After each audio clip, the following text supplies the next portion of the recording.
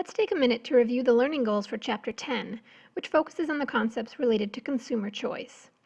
We know that consumers engage in the product market on the demand side of things.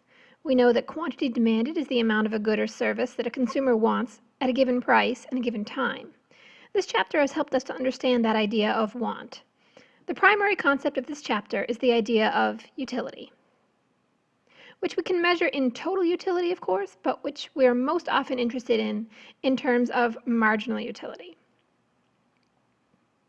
Since we know that optimal decisions are made at the margin and that rational behavior requires weighing costs and benefits at the margin. We saw how utility is at the root of consumer demand for a good and how the income and substitution effects relate to that concept.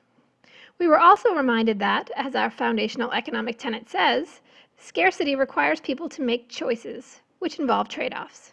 We can see this in the concept of a consumer's budget constraint, and we certainly see how this relates to our old core concept of opportunity cost. We learned how consumers apply the rule of equalizing marginal utility per dollar spent across all goods, even if they're not aware that they're doing this. We also got an introductory view of behavioral economics.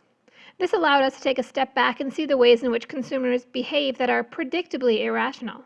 And as we saw with the concepts of endowment effect and the sunk cost fallacy.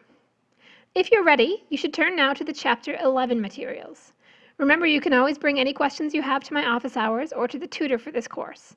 You can make an appointment with the tutor through the ARC using the Academic Resources tab at the top of EC Learn, and you can book an appointment with me through the EC Learn homepage for our course, or just come to walk-in office hours.